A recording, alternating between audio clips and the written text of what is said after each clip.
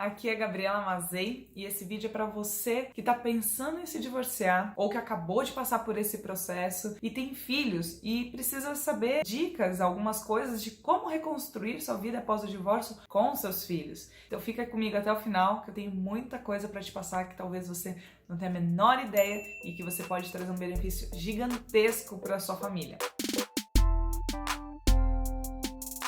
Meu nome é Gabriela Mazei, eu trabalho especificamente com essa questão do divórcio. E para vocês entenderem um pouquinho, eu passei por esse processo de divórcio, tanto como filha como mulher. Eu vim de uma família onde minha mãe se casou com o meu pai, que é de criação, na verdade, e o meu pai biológico eu fui conhecer depois com 17 anos. Então eu tive a ausência do meu pai biológico durante toda a minha infância. Pode parecer que não tenha feito tanta falta porque eu tive meu pai de criação, que inclusive me registrou. E pode parecer que, mas ela teve outro pai. Mas não, faz muita diferença quando você não tem o seu pai biológico. E é muito da psique humana. A gente busca a nossa mãe e o nosso pai. E quando a gente entende que o nosso pai não é o nosso pai, antes mesmo de entender, já vem uma falta, um vazio, que você precisa entender o que é. E quando eu descobri que eu não era filha do meu pai de criação, que eu era filha de um outro homem, né? Eu entendi o porquê que eu tinha muitas vezes um buraco dentro de mim. Depois que eu tive o meu divórcio, eu estudei muito, mas assim, muito mesmo para entender como que a mente humana se desenvolve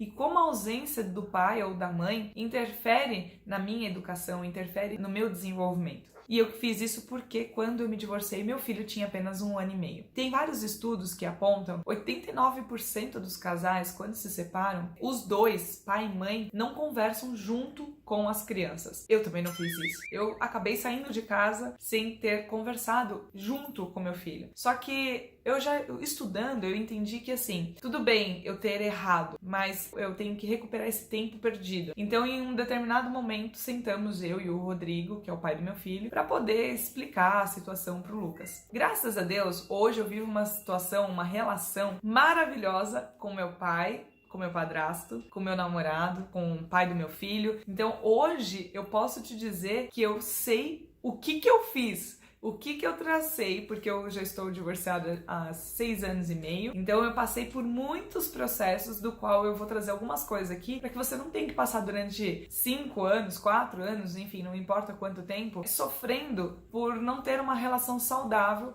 com seu ex-cônjuge. Gabriela, mas ele me magoou demais, eu não consigo perdoar e tudo mais, enfim, é impossível sermos amigos, ele é uma pessoa muito difícil, não importa quais são as desculpas que você vai me dar agora, eu super entendo quando duas pessoas estão magoadas, feridas, a tendência é que a gente ataque de fato e machuque o outro. E Augusto Cury fala, por trás de toda pessoa que fere, há uma pessoa ferida. E quando eu entendi essa frase, já fazia uns 2, 3 anos que eu já estava divorciada do pai do meu filho, e fez todo sentido, porque eu falei, cara, é por isso que eu não tenho uma vida harmoniosa, porque o tempo todo eu tô sendo atacada e estou atacando, ou como modo de defesa, ou como modo de mágoa, raiva, não importa, mas o fato é que o tempo todo nós estávamos em pé de guerra. E eu ficava imaginando assim, caramba, quando isso vai acabar? Quando o Lucas fizer 18 anos? Quando eu morrer? Quando ele morrer? O que eu tenho que fazer para que essa dor acabe? Para que essa dor cesse? Porque era sempre muita dor. Nos aniversários do Lucas, ficávamos separados, nas festas de escolinha também ficávamos separados. Foi muito doloroso para mim, foi muito doloroso para o meu filho, e eu quero trazer um pouquinho do que aconteceu comigo e que vai poder te ajudar. Em algum determinado momento, você que está passando por esse processo, né, ou que está pensando em passar por esse processo, eu vou te dizer uma coisa, foi muito bom eu ter me divorciado, não vou negar, porque a vida que eu estava tendo, infelizmente, não era uma vida que eu estava disposta a viver por muito mais tempo. Era uma vida que me bloqueava, eu me sentia insegura, eu me sentia presa e nós não estávamos conseguindo conversar, nós não estávamos conseguindo dialogar. E por conta desses desencontros, quando um começa a ir muito para um caminho, o outro começa muito para o outro, realmente esse desencontro acontece e quem sofre não é só você e seu ex-cônjuge, é também seus filhos, né? Mas é pior do que se vocês estivessem talvez juntos na mesma casa e brigando. E nós, por um tempo não muito longo, a gente ficou na mesma casa com uma energia pesada, porque nós estávamos tendo dificuldade de comunicação. E aí, depois que nós nos divorciamos, porque muita gente acha que depois que se divorciar, aí tá feita a festa, né? Tá tudo bem, a gente não precisa brigar, porque agora a gente já se divorciou, afinal a gente já não tá mais junto, some da minha vida, cada um vai pra um canto, não fala mais comigo, a gente só fala por conta do nosso filho e já era. As coisas não são tão bem assim. E eu acredito que nada é por acaso. Hoje eu entendo que, assim, o Rodrigo, de uma certa forma, né, porque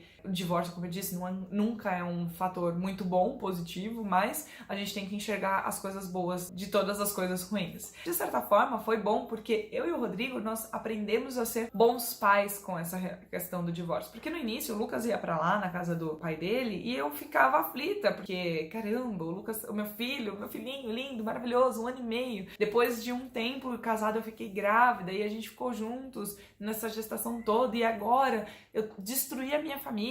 Meu filho tá lá do outro lado com o pai dele e eu tô aqui sozinha. O que eu faço? O que eu tenho que fazer, né? E eu ficava muito aflita. E quando meu filho voltava, ele chorava porque ele queria a mãe dele, mas ele também queria o pai dele. E aí, nossa, tinha todo um transtorno pra trazer o Lucas de volta, pro Lucas ir, que às vezes o Lucas não queria ir. Aí quando ele ia, ele não queria voltar. Sabe umas coisas assim? Tem também a questão do pai não ser mais tão presente e acabar pegando meio que uma função de tio, por exemplo, né? Porque ver esporadicamente, o pai do Lucas via de 15 em 15 dias, nos finais de semana, e aí quando tá lá, brinca demais, né? Não tem aquela questão do dia a dia, da educação, de dar bronca, de disciplina, rotina. Quando vai na casa do pai é mais oba-oba, porque ficou 15 dias longe. Então, por um tempo a gente penou bastante pra conseguir se entender. E nós não conversávamos tanto. E aí, depois de um tempo, ouvi na frase do Augusto Cury que por trás de toda pessoa que fere há uma pessoa ferida, eu comecei a entender, fazer sentido. Por que eu tô ferida? Se eu me divorciei é porque eu queria estar bem, ele também, e a gente não precisa ser inimigo. E demorou quase 1 ano inteirinho com uma nova conduta minha, da minha parte, me desenvolvendo, para que ele entendesse que eu não estava fazendo isso de mentira para ganhar as coisas dele, não sei o que poderia se passar na cabeça dele. Mas o fato é que depois de um tempo ele começou a ceder no comportamento dele, nós conseguimos conversar e graças a um bom Deus, bom pai, hoje nós somos muito amigos, eu gosto muito dele, a gente tem um respeito muito grande um pelo outro. Ele já namorou, eu também já namorei, eu tenho relacionamento, ele ainda não sei, enfim. Mas o fato é que nós estamos bem, a gente se respeita. Como eu falei, eu passei por esse processo tanto como mãe, esposa, como filha. Fui ter meu pai biológico depois dos 17 anos e fui entendendo essa nova relação com o meu pai. E durante bom tempo, dos 17 aos 24, mais ou menos, eu não conversava com ele, 24, 25 anos eu não conversava com ele. Eu fiquei, desse período todo que eu conheci ele, muito magoada, pegando o ressentimento da mágoa da minha mãe. Minha mãe, bem ou mal, no passado, ela era muito jovem quando ela ficou grávida. E é claro, quando uma pessoa ela é abandonada, né, simplesmente a pessoa vai embora e não cuida do seu filho, e aí você se casa e tudo mais, fica um buraco. Por mais que o novo parceiro, né, no caso meu pai, tenha trago tudo, amor, carinho, respeito, afeto, família, trouxe tudo que ela precisava e ela está muito bem, sempre tinha um negocinho assim, uma dorzinha, né? Tipo, não gosto de saber que você vai lá pra casa do seu pai, sabe assim? Depois de muito tempo eu me desenvolvendo, todo mundo foi entendendo que tava tudo bem, que ninguém precisava guardar mágoas de passado, ninguém precisava brigar. Meu pai também, meu pai de criação, foi entendendo a minha relação com meu pai biológico, porque no início tinha um pouco de ciúmes, né? Afinal, ele me cuidou a vida inteira, sempre me cuidou com muito carinho, me tratou com muito amor, e de repente chega o outro aí, tipo, falando que é pai. Como assim? Ele fez tudo a vida inteira e o outro vem querer botar de banca, né? Então, teve todo um trabalho de todas as partes. Foi muito lindo esse processo da minha família, de poder um dia ter feito o aniversário do meu filho e reunir todo mundo no mesmo local. Foi meu pai biológico, meu pai de criação, meu namorado, pai do meu filho, tava todo mundo na mesma festa, todas as famílias unidas.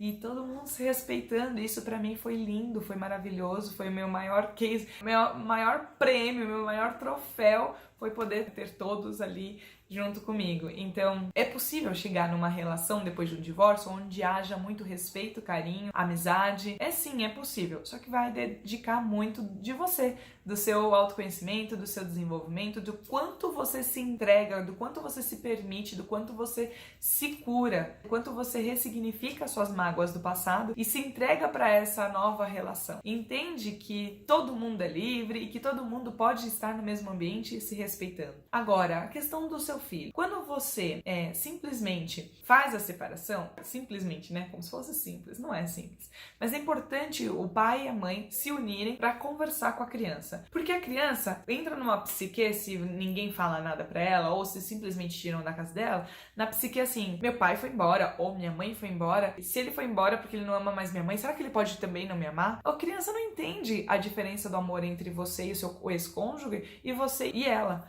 Então ela acha que se você abandonou o pai ou a mãe dela, é capaz de você abandoná-la também. E ela não tem essa percepção de diferenciação de amor, ela não entende ainda. Quando é uma criança, até os seus 11, 12 anos, ainda pode ter alguns resquícios. É importante, independente da idade, meu filho tinha 1 ano e meio, é importante, independente da idade, conversar com a criança. Lógico que dentro do linguajar dela. Se for uma criança até 3 anos, você vai falar num linguajar muito mais simples. Papai vai morar numa casinha, a mamãe vai morar numa outra, a gente ama você, e vamos lá ver a outra casinha? Uma coisa mais rápida. Agora, se é uma criança maior, de 6, 7, 8 anos, 11, 12, né, a fase da adolescência, é importante você sentar, vocês todos sentarem e conversarem, porque eles vão fazer perguntas. É lógico que vocês devem conversar antes, é lógico como se fosse óbvio, né? Não é tão óbvio assim, mas vamos lá. Vocês devem conversar antes de conversar com seus filhos, para que vocês ajustem todos os detalhes e aí os seus filhos possam fazer perguntas para que vocês então apenas respondam essas perguntas. Então, na hora que vocês forem conversar com o filho de vocês, o filho ou os filhos, né, de vocês, eles vão perguntar, tá, mas e agora? A gente vai ter 2 casas? Como que vai ser? Natal, Ano Novo? Como que é, né? E aí vocês acertarem com eles, se eles forem maiorzinhos. E é importante vocês já terem acertado isso antes. Tem até uma brincadeira que eu uso, assim, que os terapeutas usam com as crianças menores, que você pega 3 velas e você faz a representação simbolicamente, né? Justamente porque a criança ela é muito concreta, pra ela visualizar e entender, porque ela não consegue simplesmente imaginar dependendo da faixa etária que ela estiver. Então você traz pro concreto. Aí você pega 3 velas e você fala, a primeira vela é a mamãe, a segunda vela é o papai. E está vendo? As 2 velas estão acesas. E quando elas se unem e acende a terceira, as chamas da vela não diminuem. Pelo contrário, elas se mantêm e só aumentam. Então, é assim que acontece o nosso amor, né? Nosso amor, ele só aumenta. Por mais que a gente divida, por mais que a gente acenda outras velas, a nossa chama permanece e a gente aumenta a quantidade de amor nas pessoas. Então, você pode brincar, assim, explicando que por mais que papai e mamãe estejam separados, o amor de cada um, a chama de cada um se permanece alta, grande, né? Que ninguém diminui. Isso é muito legal trabalhar, explicar quando a criança é bem pequena mesmo, tipo uns 3 até 5 anos dá pra brincar com isso. E os demais com uma boa conversa, com muita clareza, né, respondendo tudo que eles perguntarem, sempre demonstrando que a culpa não é deles. Os estudos também apontam que as crianças se sentem muito culpadas porque elas acham que foram elas que fizeram alguma coisa a ponto de um dos dois quererem sair de casa. Então, não permitir que essa criança carregue essa culpa. Fora que é importantíssimo você e seu ex-cônjuge passarem por terapias. E terapias que eu digo, pode ser qualquer uma, pode ser qualquer terapia alternativa, holística, psicólogo, psicanálise, PNL. Por quê? Porque você vai precisar reestruturar esse novo padrãozinho que vai precisar trabalhar, né? Padrão de comportamento. Antes você era casada, agora você é solteira. E as pequenas dores, porque quando a gente se separa, muitas vezes, não todos, óbvio, mas muitas vezes se separam por brigas, né? Por alguma situação ruim. Porque se tivesse bom, não teria separado. Mas tem alguns casais que simplesmente entendem que cada um tem um caminho mesmo e que tá tudo bem, a gente se gosta, mas aí esses sofrem menos, né? Agora, quando o término é por algum tipo de briga, você tem que limpar esse buraco, essa mágoa, porque os seus filhos estão captando no ar, né, na energia que você transmite, eles estão captando essa mágoa, eles estão captando essa dor e eles sentem culpa, né? Muitas vezes, como eu disse, eles sentem culpa. E por mais que você fale assim, não, eu só choro quando eu estou no meu quarto, eles sentem. Porque você sabe quando seu filho tá mentindo, você sabe quando seu filho não tá bem, e os seus filhos também sabem de você. Então é importante você se trabalhar e se conhecer, tá? Era isso que eu queria trazer pra vocês, eu espero que vocês tenham gostado, e se você gostou e quer saber mais, porque eu tenho muito mais material e conteúdo pra passar pra vocês, é só acessar o link aqui embaixo pra vocês receberem um e-book, pra vocês terem mais informações sobre todo esse movimento do divórcio, como educar os seus filhos após o divórcio. A gente tem um grupo especial para trabalhar essas questões e fico aqui à disposição para vocês. Se você gostou, compartilha. Espero que você tenha aproveitado. Mande suas dúvidas pra gente para que a gente possa construir mais vídeos trazendo mais soluções para você que acabou de se divorciar e tem dúvidas de como educar seu filho após o divórcio. Mas não deixe de conversar com seus filhos, não deixe de se trabalhar, de se conhecer. Um doente não cuida de outro doente. Enquanto você estiver magoado, chateado, você não vai conseguir enxergar a mágoa e a chateação do outro. Porque quando a gente está preso nessa dor, a gente não consegue olhar para o externo. Então, seu filho às vezes pode estar precisando de ajuda, sua família precisando de ajuda, inclusive o seu ex-cônjuge, e você não está conseguindo enxergar porque você está muito magoado, muito chateado. Então, olha para si, conversa com seus filhos e mande aqui suas dúvidas, tá bom? Gratidão, até a próxima!